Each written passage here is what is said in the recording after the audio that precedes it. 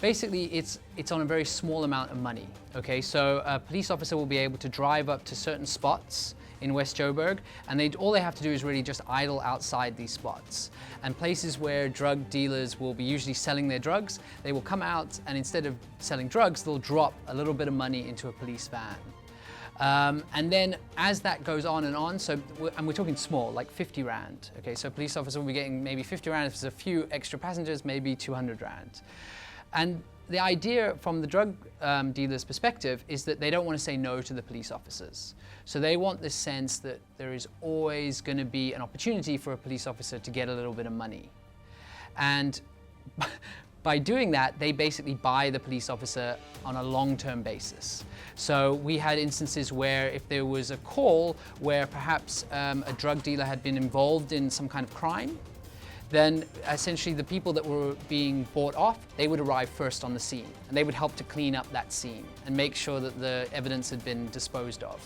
But now those same police officers, if they get a call which isn't involving their direct, basically other job with the drug dealers, they won't take that call. They will just sit in their car until they get basically they're working for the dealers all night. And some police stations are so badly infested with this problem that work is just not being done in that area. You know, so you have these police officers, they have limited resources anyway, and a lot of those resources are going to service the drug syndicates. Yeah, the interesting part in the book was this sense that police are on targets. So they are rewarded if they catch a drug user. So if someone's just bought a little bit of drugs and they're walking the streets and they get arrested, that's a tick for their target, for the police officer's target. But they will get the same tick if they catch a drug dealer.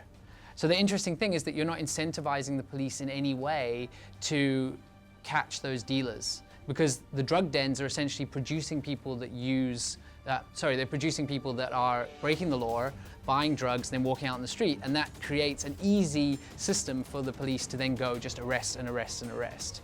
I mean, it's a huge problem where you feel that you could change that by treating the police with a bit more respect, I think, from the top down to the bottom.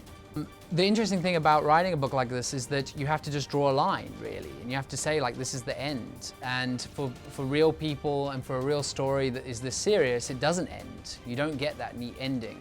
Hopefully the book reaches some kind of conclusion that people feel there is a closure to it. But yeah, I mean, this is going to continue not just on Ondeckers, but other pockets around South Africa until something really huge is done.